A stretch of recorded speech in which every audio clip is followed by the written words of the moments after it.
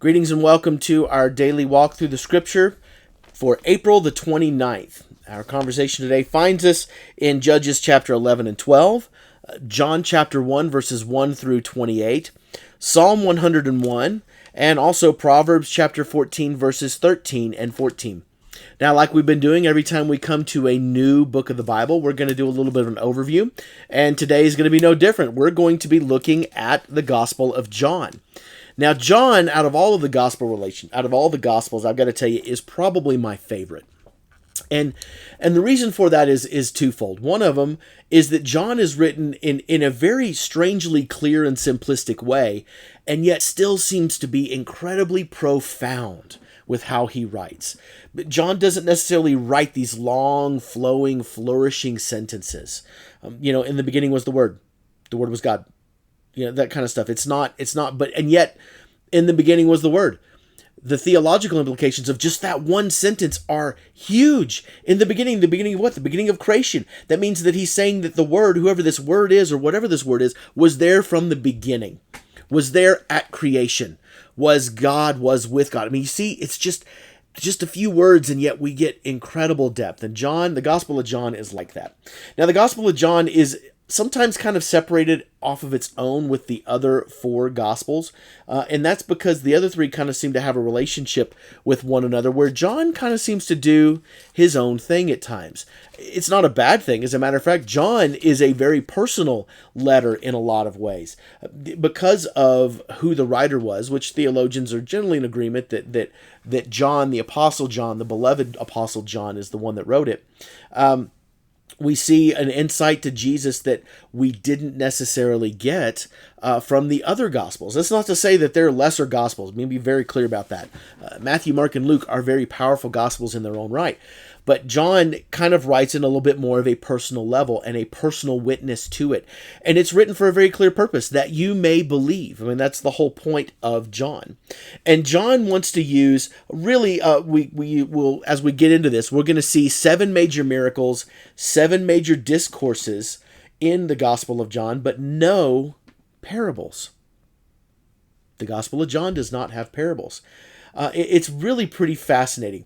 John also uses a lot of eschatology, a lot of end time stuff, and he uses a lot of comments, which is really kind of fun. In other words, he'll have a little statement where he'll says Jesus says something, and then he'll give an editorial kind of, and this is why he said this, and this is how he said this, and this is really kind of a cool explanation as to why the people of Israel rejected Jesus at times. So John really creates a lot of enlightenment in that way. John also uses a lot of compare and contrast, especially when it comes to light and dark. John uses light and dark a lot in his gospel, and you're going to see that. Even in the very beginning of it, you'll see that. And light always is attributed to God, and dark is always attributed to being lost, to being in sin, to being blind. So you're going to see this symbology happen quite a bit. And so those are some of the reasons that I love the Gospel of John. And so we're going to see these. We're going to see some unique miracles that John lists that nobody else does. We're going to get some insights in some conversations that, again, the other Gospels don't have. And so John kind of is on his own in that point. And he's also going to give the I am statements. I mean, there's just so much richness within the Gospel of John. Okay, so if we look at the first couple of verses, I kind of hinted at it a little bit. But John, as in John the Apostle, starts by talking about Jesus. Okay, and he's a great storyteller. He kind of starts to give allusion as to who this word is, and then he says, "But there was a man sent from God whose name was John." But he makes it very clear that this was not the light. John was not the light, but John came only as a witness to the light. And he goes on to say the true light that gives every light to everyone was coming into the world, and uses John as the testimony. And then in verse 14, we get the hit. The Word became flesh, and he dwelled among us. Well, who exactly is this Word? Who is Jesus? In verse 17, he gives us the answer.